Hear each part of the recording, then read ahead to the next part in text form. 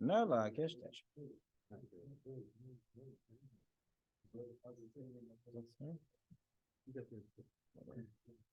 Okay.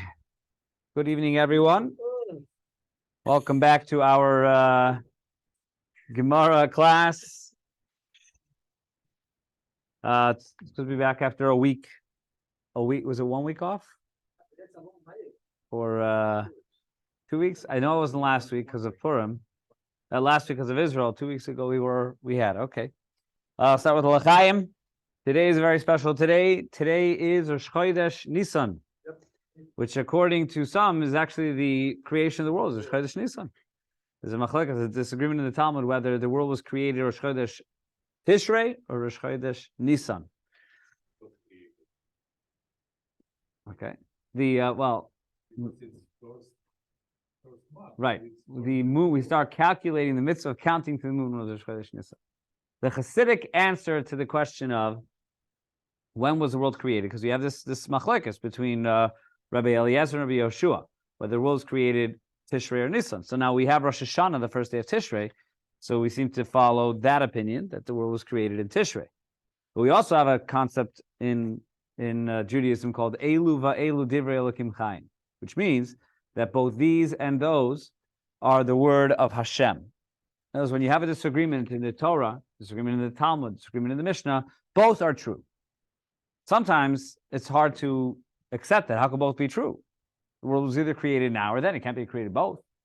So the Hasidic answer to explaining both opinions is that the machshava, the thought to create the world, was Rosh Chodesh Nisan, today, and the actual creation of the world was Rosh Chodesh Tishrei, when we celebrate Rosh Hashanah.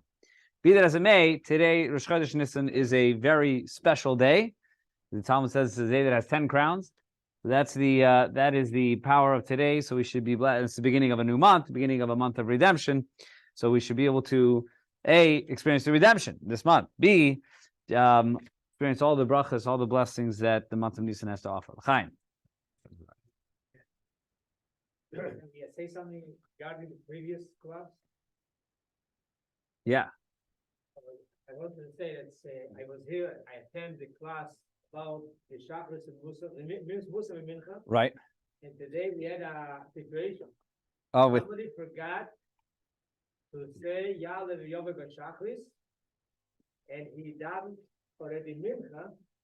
Actually came to Mincha time and forgot that it's Rosh Chodesh. He didn't have Musa Fidel. And he came to Mincha time. The question was if we should now correct the chakras by davening 2 minchas, even though he davened the Musaf in between. Oh, he didn't. Right. or daven Musaf first, and then daven mincha after this. Can he still correct the chakras? So we had a whole. So look, the answer would seem to be you should do mincha for 2 reasons. A, because you should daven mincha before Musaf in that situation. B, over here there's a stronger reason to daven mincha first, because then you can do the double mincha.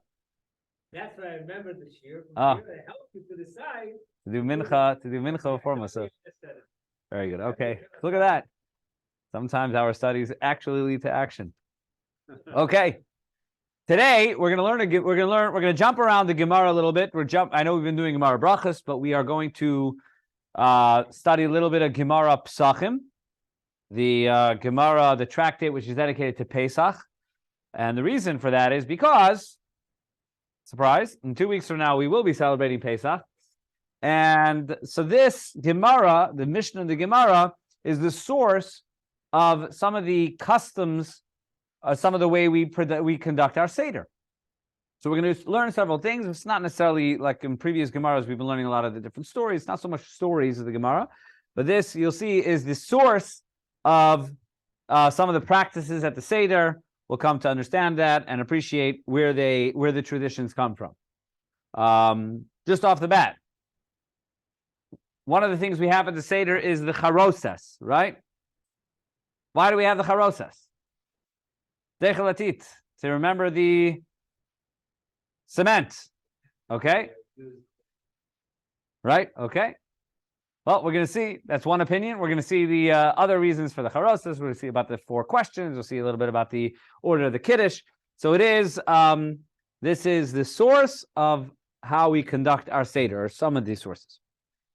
And this is the very end of Tractate Psachim.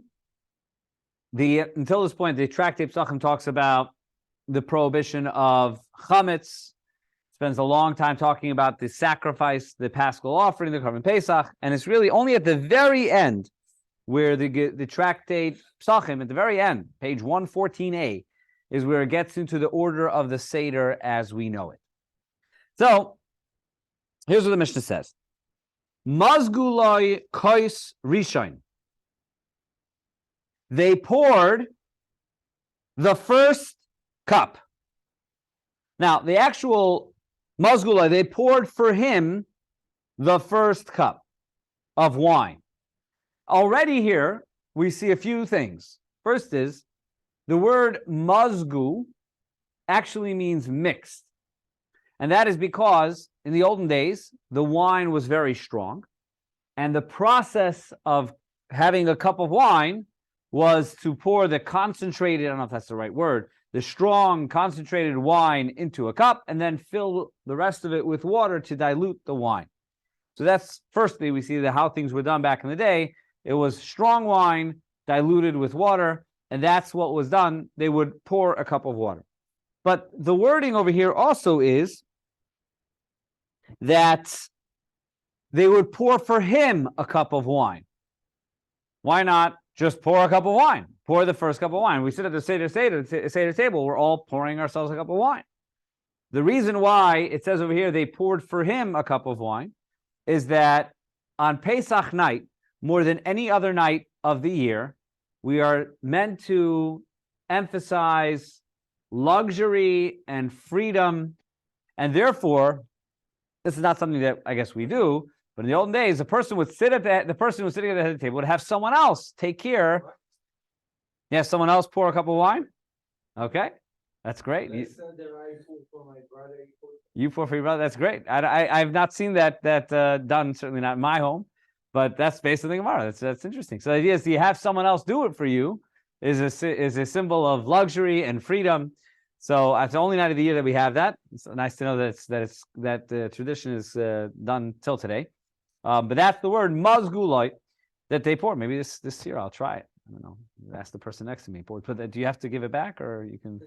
All right. So the mazguloi kasrish says the Gemara. They poured the first cup, and now we have a disagreement as to the order of the blessings in the Kiddush. Says the Gemara. Says the Mishnah, that is, Beis Shammai Omrim. Beis Shammai was of the opinion, said, Mevarech al hayom ve'achar kach mevarech al hayayin. Now, in the Kiddush, there are different blessings to be made. There's the hagafen, which is the blessing on the wine, and there's the yom, which is the blessing of the day, sanctifying the blessing on the day of Pesach. So which comes first, the wine or the blessing on the day of Pesach?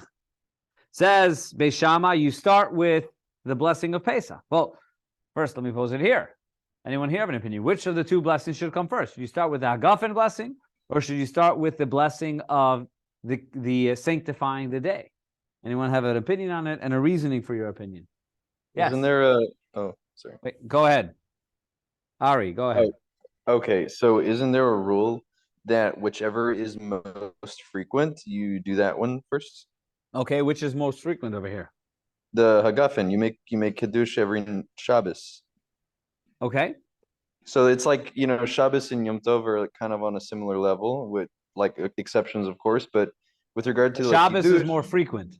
All right, Shabbos so is then more on frequent. Shabbos, what should you say first? The day or the wine? Because we say I'll go with the sanctity of the day should be first, because even on Shabbos you say Yom Hashishi first and then the wine. Okay, so the it's a sanctity festival. first do the sanctification of the day and then the wine. Yes, Yaakov, you're going to say something? That what? Pesach first? Because on Shabbos we start by the day and then we move on to the wine. We do the wine first. We don't Do the wine first. on Shabbos. He's saying we say Yom HaShishi first. But it's not like it's saying, but it's not the bracha. The bracha of the day So comes- saying you're saying on Shabbos we actually do the wine first. Right. So then how does that resonate? How do we figure that out with what Ari said, that Tadir Shein Tadir? If we're following the tadir she'ene tadir, Wait, no, but Ari's actually, point was that it's that wine is tadir because you say it on Shabbos. so So the fact it's tadir is because it's more frequent because in general we have wine more often. Every day, a cup of wine. No, but definitely Shabbos. If you say Bori Brig on Shabbos, if you say Kaddish as Manim or whatever, you know. Okay. All right. Very good. and in Mariv we say Mikadesh Shabbat. Like Well, Ma'ariv, we say Ma'ariv, there's no competing bracha. The issue over here is you have two brachas which are competing with each other. The question is which comes first. got you. Okay. So Beis Shammai says you start with the day and then you make the wine. Then you make the kiddush on the wine. Beis Hillel says, Mevarach al hayayin. First you make the bracha on the wine. And after you made the bracha on the wine, then you make the bracha sanctifying the day. Okay, that's the two opinions.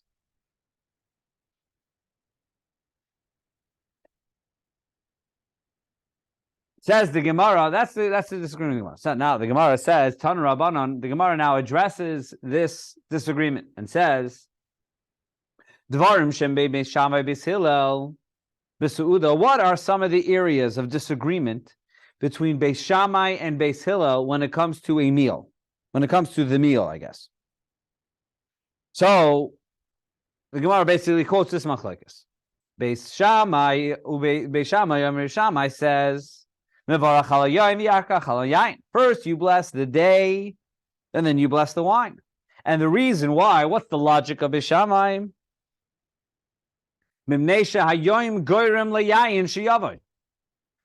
Because why are you drinking wine? You're drinking wine because of the day. In other words, the reason you have this cup of wine in front of you is because of the sanctity of the day. So because the day is what causes the wine to be at the table, right? For yesterday, Thursday night, at least, I hope you don't sit there with a cup of wine. Friday night, you sat there with a cup of wine. Maybe you do. But for Friday night, you sit with a cup of wine. Why? Because the day causes the wine. So because the day causes the wine, so therefore it's appropriate to start with sanctifying the day and then moving on to the wine. And he says, and the second reason is another point is that the day precedes the wine. In other words, the holiday begins before the obligation for Kiddush begins. So because the holiday began before the obligation for Kiddush began, it just makes sense to start with the blessing of the holiday and then move on to the blessing on the wine. Those are the two reasons that Beis Shammai gives as to why you should start with the blessing of Pesach and then move on to the blessing on the wine. Beis Hillel says, no. Mevarach al hayayin, you begin with the blessing of the wine, and only afterwards you should say the blessing of the day. Why?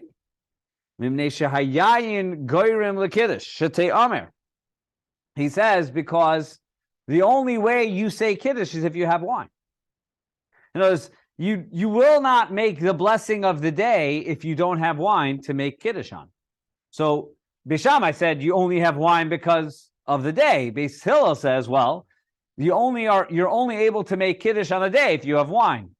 So therefore, wine is the cause for the Kiddush. They're both using similar logic, but either way, he's saying that the wine actually allows you to make the Kiddush. So because it's wine which allows you to sanctify the day, therefore you should start with the Kiddush on the wine over the day. And then he says, and a second reason, this was what said earlier, Davar Acher, another reason is Birchas Hayayin Tedira. The blessing of wine is more common, Uberchas Hayoim Eina Tedira. And the blessing on the day is less common. And we have a principle, which was mentioned earlier by several of you, Tadir v'she'ene tadir, tadir koidem. That which is common and that which is less common, you start with that which is more common, and then you move on to that which is less common, which is the reason, as we said earlier, why we put on the talis before we put on the tefillin. When you wake up in the morning and you put on talis and tefillin, you put on the talis first and then the tefillin. Why? Because the talis is put on more often than the tefillin. The talis we put on during the weekday and on Shabbos. The tefillin is put on during the week, but not on Shabbos. So therefore, the talis is the more frequent mitzvah, and you start with the mitzvah which is more frequent, which, as we said earlier, some time back, is counterintuitive. You may think that the less frequent mitzvah should be started with because you're more excited about something which is not as common, not as frequent. Nevertheless, the principle we follow is that the more frequent mitzvah is done first. And the Gemara says, "V'hilchasa kedivrei Beis Hillel." The halacha is like Beis Hillel, that you start with the wine, the blessing over the wine, and then you move on to the blessing over the day. Now, it was mentioned earlier by several people, what about Shabbos? We start with Yom HaShishi. So as was sort of answered here as well, the Yom HaShishi is not a blessing. There's no Baruch Atah Hashem, not at the beginning or at the end. Yom HaShishi is just a, for some of us learning Hilchos Shabbos, when you say the first section of the Kiddush Friday night is not a blessing, but a testimony. The Yom HaShishi, which we begin with, is testifying that God created heaven and earth. That's not a blessing. So the first part of the Kiddush on Friday night is that we give testimony to the fact that God created heaven and earth.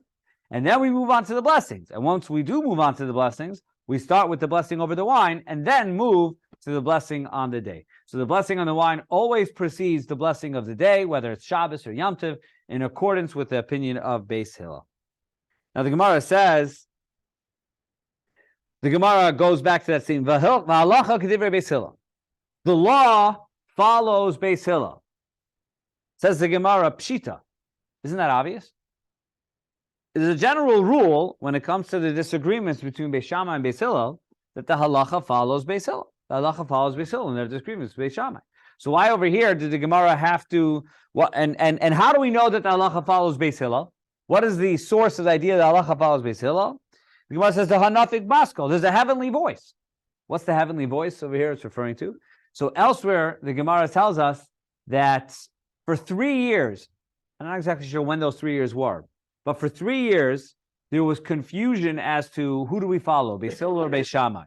And so therefore the students of Beis Hillel followed Beis Hillel, and the students of Beis Shammai followed Beis Shammai.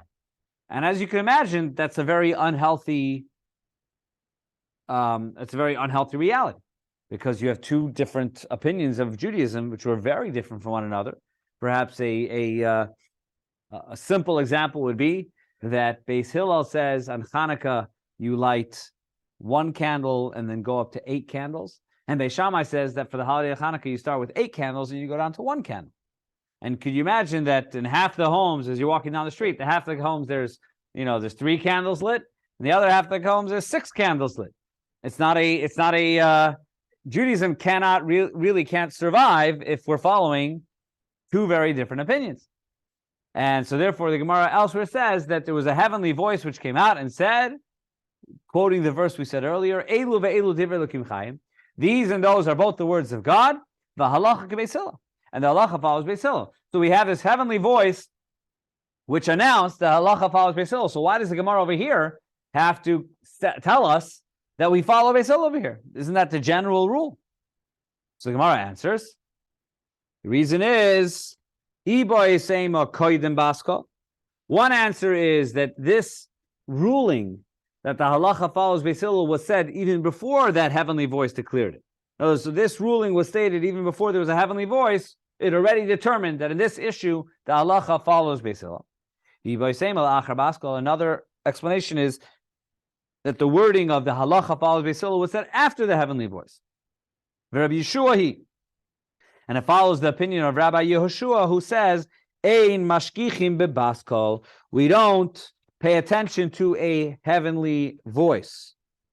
And very briefly, where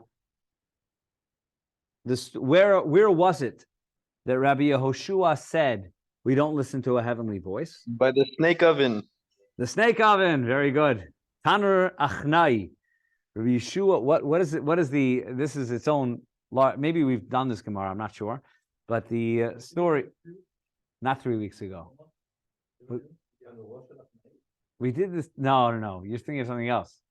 The Gemara we did a month ago was the great debate between Rabbi Gamliel. We haven't done that in a long time. No, we didn't. I learned this from you, No, Rabbi. we didn't. It's not Gemara Brachas. We did not do it a month and a half ago. We maybe referenced it, but we did not learn it a month ago. Right. So we did maybe a long time ago. We did it. Anyways, very briefly for those who don't remember when we did it, the Gemara over there talks about a great debate between Rabbi Yeshua and Rabbi Eliezer, in which Rabbi Eliezer was adamant about a certain halacha, and until the point, and he was disagreeing with Rabbi Yeshua. More importantly, Rabbi Eliezer was disagreeing with Rabbi Yeshua and the sages. So Rabbi Eliezer was an individual disagreeing with the majority, and he was not conceding. It's okay for there to be disagreement. It's okay for an individual to disagree with the majority. But according to Jewish law, the individual must concede and must accept the halachic ruling of the majority. And what was going on over here is that Rabbi Eliezer refused to accept the ruling of the majority, and he even was asking for divine signs, saying, if I am correct, let this miraculous event take place. And it did take place. Finally, he said, if I am correct, let a heavenly voice announce that I'm correct. And that's what happened. The Gemara said, the heavenly voice rang out and said, don't disagree with Rabbi Eliezer, because he's knowledgeable in these areas. And Rabbi Yeshua stood up and said, nevertheless, even though the heavenly voice was announced, the halacha will still follow us, the majority, because the Torah is lo b'shamayim hi. Torah is a verse in the Pasuk and the Dvarim. Torah is lo b'shamayim hi. We do not rule in Judaism based on heavenly decisions. Torah and Judaism is determined by the sages here on earth.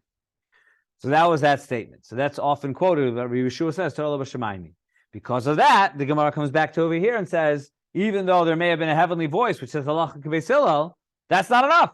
We have to, on earth, determine that that's what the halacha is. And that's why over here it says, the halacha follows beis Hillel, that whenever we have two blessings to be made, a blessing of Hagafen and a blessing on the sanctity of the day, which happens every Shabbos and every Yom Tov, and obviously on Pesach, we begin with the blessing of Hagafen, and then we move on to the blessing of the day in accordance with the opinion of beis Hillel.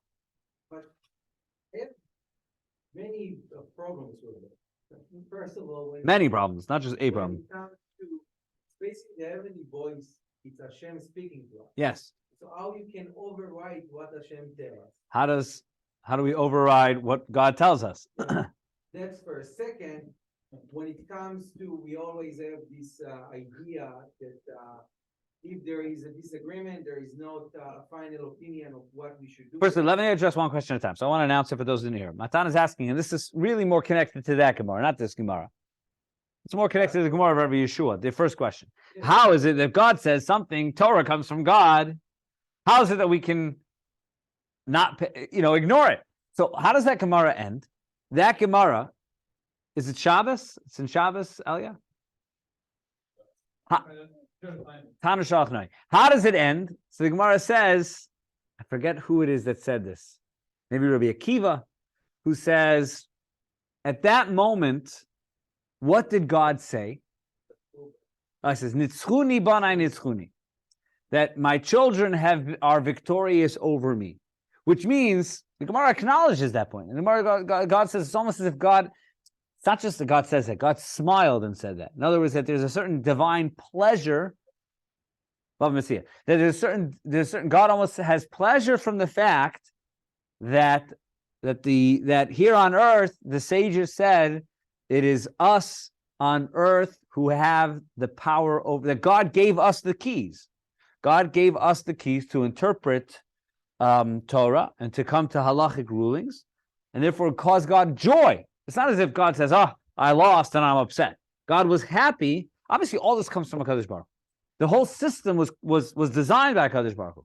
But this system that's designed by HaKadosh Baruch Hu is that we have the authority to determine what the halacha is, even in the presence of a baskal. So it's as if God is happy. It's the system comes from Hashem. But that system says that we follow the majority of the Sanhedrin when there's a disagreement. You're right. It's a fascinating idea. Even a chutzpah, like to say to Hashem, okay. It is. He said it, but It is a chutzpah, but he quoted a pasuk. He says Torah lo bashamayim. He wasn't saying his own idea. He's the Torah lo bashamayim. He is a verse in the Torah. He's saying, God, you created this system, and in the system that you created, the Torah halacha is determined by the sages here on earth. You're right. Okay. So What's that? Right. so it comes to the next question. When Mashiach come, we know that Eliyahu will come before, and basically all the disagreements or things that they Right. didn't- Heku. Tishbi, Yisaris, So if we have what we just said, that it's done by the not Loba Shamayim, right?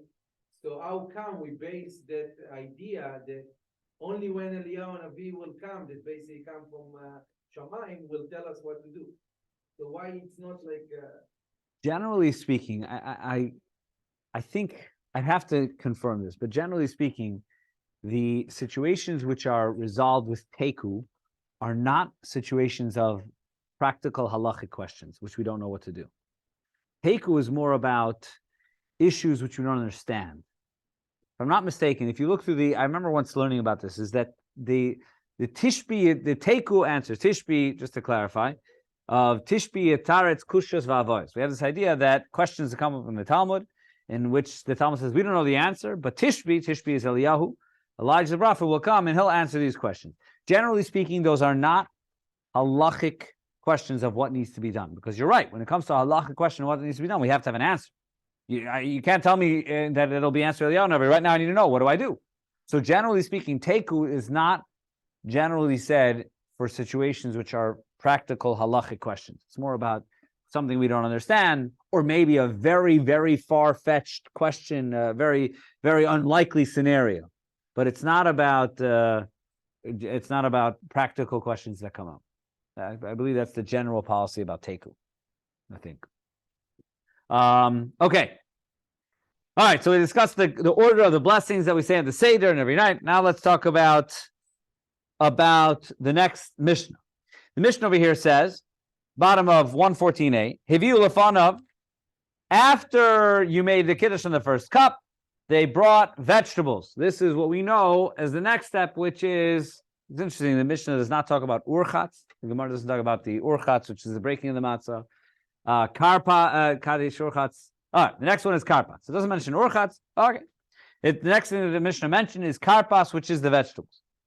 They brought the vegetables, and they would dip the vegetables, and then after they did the vegetables, heviu lefanav matzah v'chazeres v'charoises. They brought the matzah and the lettuce and the charoses, v'shnei tafshilin, and 2 cooked dishes. Which, as we know, what we have on the Cairo, we have the 2 cooked dishes. What are they? We have the egg and the shank bone, the zroa. Now the question is, what this charoses? What's the significance of the charoses? So you have an interesting machlokes in the Mishnah. Afal pi she'ein charoses mitzvah. Even though we bring the charoses, which is the apple nut wine dip, everyone knows about charoses. We bring it afal pi she'ein charoses mitzvah, even though the charoses is not a mitzvah. There is no obligation to have charoses. Nonetheless, it is brought. Rabbi Lezer ben Tzadok Omer, Rabbi Lezer the son of Tzadok says, mitzvah. It is a mitzvah.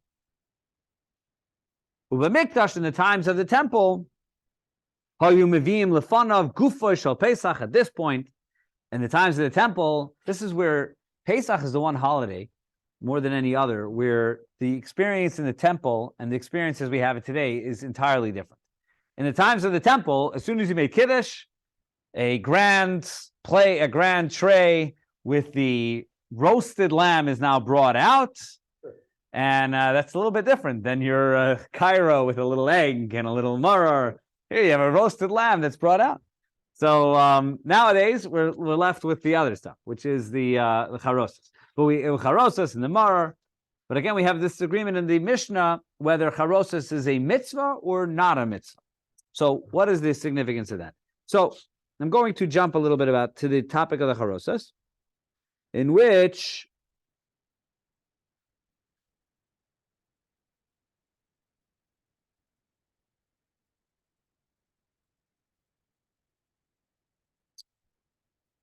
I'll jump there and then we'll go backwards. Gemara says,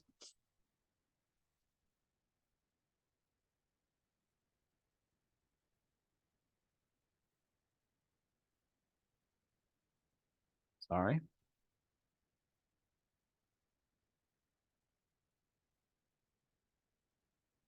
So the Gemara addresses what are the two opinions about the charosas? Why do we have charosas in the Seder night? So the first opinion is, the Mishnah says, Afal b'shein charosas mitzvah, the charosas is not really a mitzvah. Says the Gemara, v'iloi mishum mitzvah, if charosas is not a mitzvah, then mishum mai maisila. Why are we bringing the charosas if there's no obligation for the charosas? So Gemara answers, Amar Rav Ami. Rav Ami answers, mishum kappa, because of the kappa. What is kappa? Kappa is there's a danger in that the charosas is there to eliminate a danger. Kappa, says the commentary on what exactly is the kappa. There is a poisonous element in lettuce, similar to that found in onions. That's what Rashi says. And therefore, the only way to get rid of the poison in the lettuce is to dip it in the charosas. So going to this opinion, the reason we have charosas is not there's nothing spiritual about it. There's no obligation. It's simply to eliminate a dangerous element that exists in the lettuce. And you dip it into the charosas, and it eliminates it. I don't know what's the word how does it? There's a word for it. Neutralizes. Neutralizes. Thank you. It neutralizes a poisonous element within the charosas. Alternatively, that's the opinion of Rashi. Rabbeinu Chananel, another one of the Rishonim commentaries in the Talmud, says that the kappa over here is a type of worm that appears in leafy vegetables and is harmful when eaten alive. And therefore, according to Rabbeinu Chananel, the charosas kills the worm, rendering it harmless. So if you eat the worm, as long as it's dead, you're fine. Wait a second. You're telling me like we can eat worms now? What's going on? So how do we address that? There's a problem. How are you allowed to eat a worm? Oh, as long as you dip in charoset, it's kosher. All right. So Make sure you carry horse radish. so that question is addressed. That question is addressed, and actually, that's a halachic question. Are you allowed to eat a dead worm?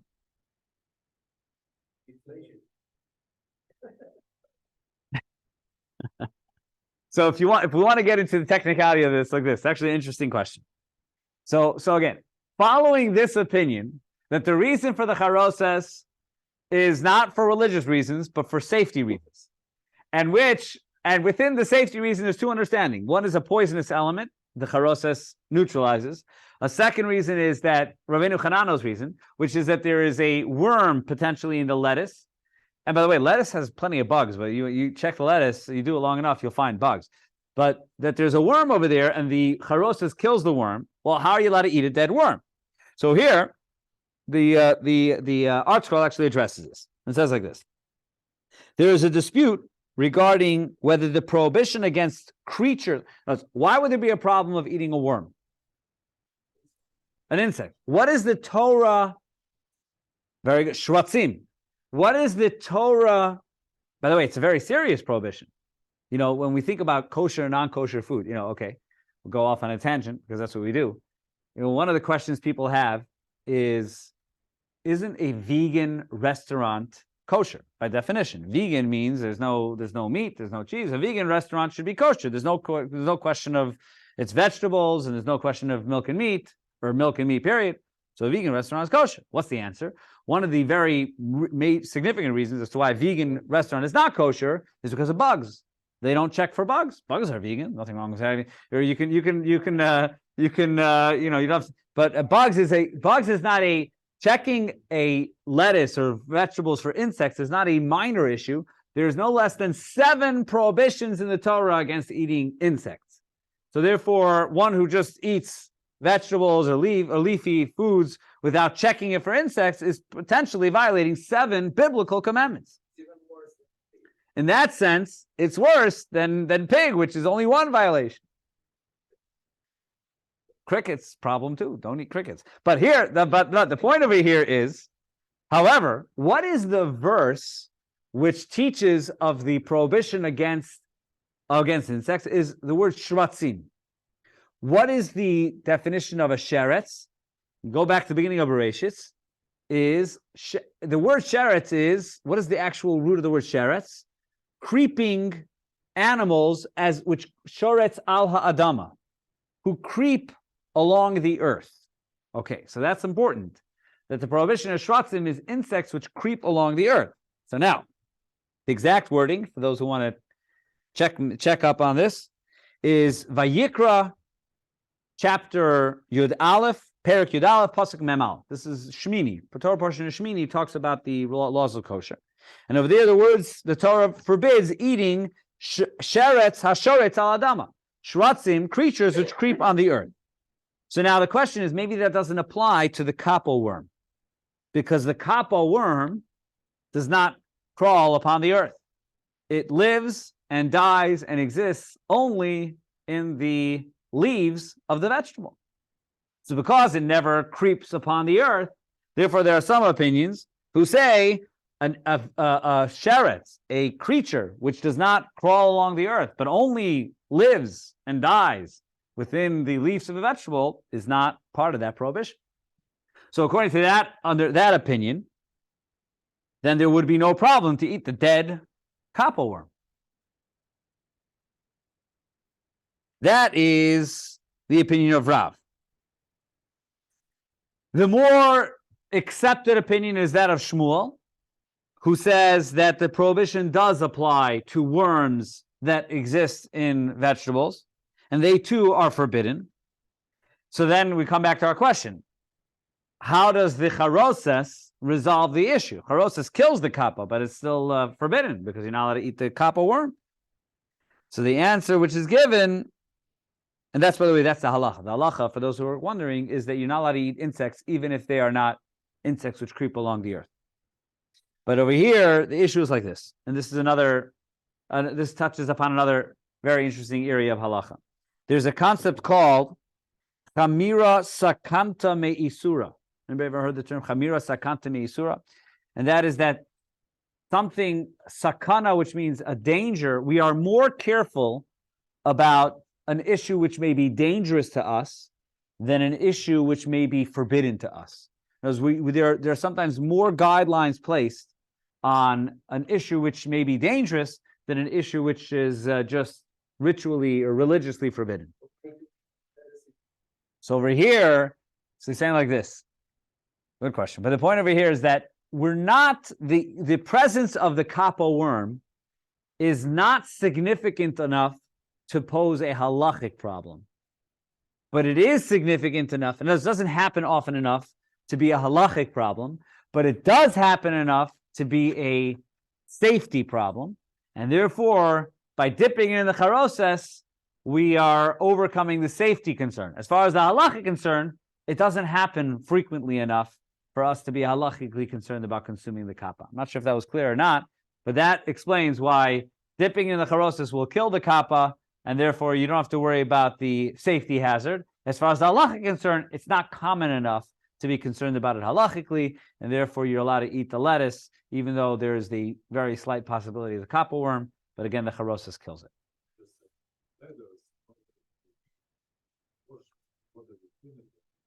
Why?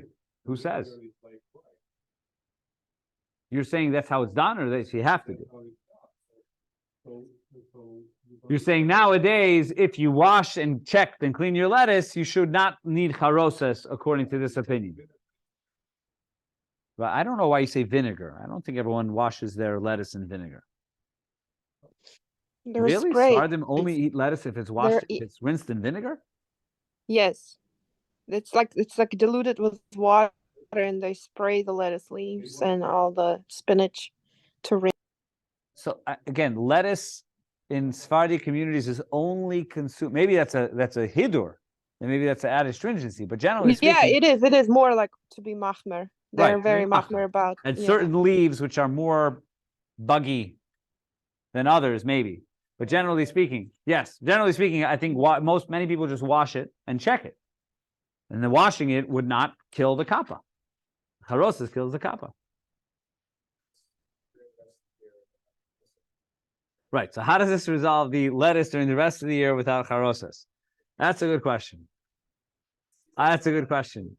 Right. A little bit of charosas. I wonder if that's brought up by some of the commentaries here.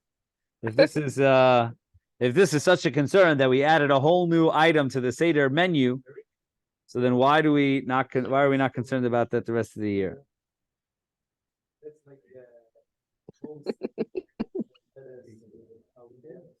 There are people who only eat it. While we just to conclude this Gemara, the Gemara then takes a moment to tell you exactly what the word is the antidote. The antidote for the poison is this. So the Gemara tells us the different antidotes for the going back to kappa being a poisonous element within different vegetables. Amar Ravasi says, kappa de chasa chama. The antidote for the poison within lettuce is a radish. In other words, as Rashbam says, one who becomes ill from eating lettuce because of the kappa should eat radishes. Radishes will heal you from illness from lettuce. What about the poison that exists in a radish? Gemara says the antidote for the kappa of radish is a leek. If you eat radish and you find yourself having food poisoning from radishes, eat a leek. And then, according to the next in brackets, the Gemara says kappa dekarti hamimi. The antidote for the kappa of leek is to drink hot water. In fact, the Gemara says kappa dekulu hamimi. The antidote for poison in any vegetables is hot water. What's that?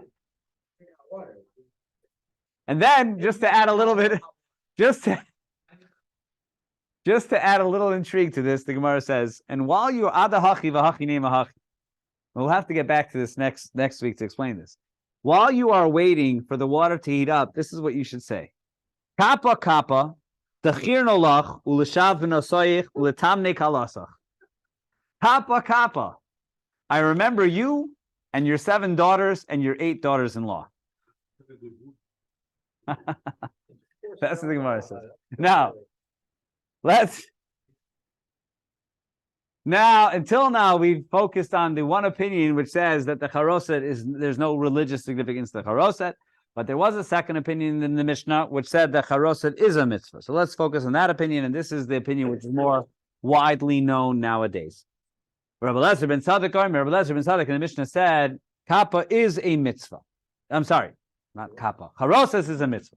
What is significance of the mitzvah? Now, it's important to understand the word mitzvah over here doesn't mean obligation, mitzvah like a biblical commandment. Mitzvah means that there's a religious reason to it. It's not just a health reason, but a religious reason. By mitzvah, what is the mitzvah of the charos? And this is something you can share at your Seder. What is the significance of the charoses? Reb Levi says, Zecher letapuach. It is a commemoration for the apple, because the charoses should have apple in it. And what is the apple? It is commemorating the apple tree. And the apple trees, it says, is as follows: that the Jewish women in Egypt gave birth, even after the decree that all of the male offspring would be killed, the women nonetheless chose to have children. And it says, there's a fascinating medrash which says that the Jewish women gave birth under the apple trees of Egypt. This is referenced in the book of Shir Hashirim, which says Tachas atabuch eraticha, and they were away from the watchful eyes of the Egyptians who wanted to kill their children. And there's a medrash which describes a very miraculous episode which allowed those children to survive. But either way, there's a reference to the women in Egypt, the Jewish women in Egypt, giving birth under apple trees. And the reason we have the apple, the charoses, is the charoses has the apple to it, which is a commemoration of the heroic women in Egypt who gave birth to children under the apple trees. Okay. Well, maybe the second point adds to that. Rabbi Yochanan says, Zecher latit, and this was said earlier, is that the charoses commemorates the clay that the Jewish people had to use to build the bricks and to build the buildings in Egypt. I know we'd like to say pyramids, but I think that's been debunked. It's not the pyramids, but either way that they worked with the cement. So the charoset is meant to commemorate the cement. So far we have three reasons: it removes the poison, it commemorates the apple trees, and it is a commemoration of the clay. Amar Abaye, and therefore he says, because Abaye says, I don't think so. I think the concept the Jews made the pyramids, I don't think that's historically. Really? Yosifun says that? I don't know. I don't know. I'm not sure. I've heard, without serious research, but I've heard that the idea that the Jews built the pyramids is not historically accurate, not religiously or historically. But either way, the Gemara then says, Amar Abaye, because of the two reasons that the charos is meant to commemorate, it's important that the charosa should be, kiyui is translated as tart, should have the tartness of an apple, and it should also have the thickness of cement to commemorate both portions. Lekayuhi, it should be, it should have that apple sharpness, sweet sharpness. I guess that's the best way to say it. To commemorate the apple trees, and it should have the thickness to commemorate the cement.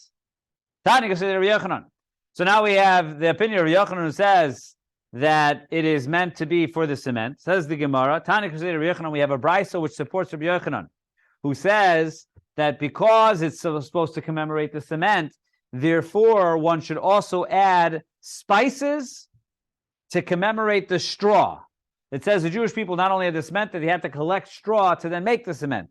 So what food items are similar to straw? Certain spices like cinnamon. Cinnamon has the long cinnamon sticks, and ginger, which are similar to straw. So you're supposed to add cinnamon and ginger to your charoses because that's the commemoration of the straw that was used to make the cement. Green onion.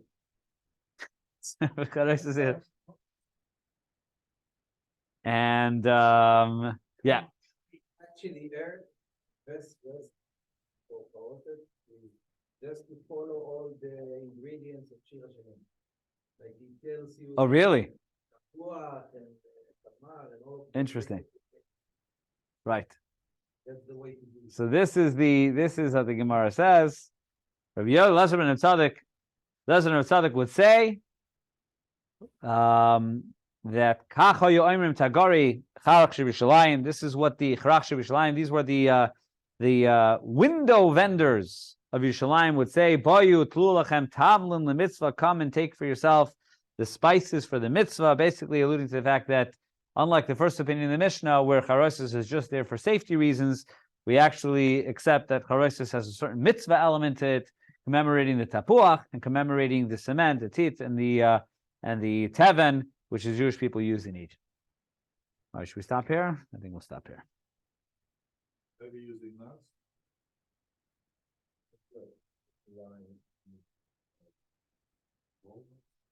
The Gemara doesn't mention that. The Gemara just says the apples, and it should be cement. It should be cement-like. So you have to, maybe the wine allows it to make it thick with cement-like. All right, very good. Next week we'll see if we continue this Gemara, or maybe we'll do some other ideas connected to the Agada. But either way, I think for next Thursday, let's assume we'll continue on the topic of Pesach. Zak Baruch. Zak Baruch. Okay, Shabbat Shalom. Shabbat Shalom.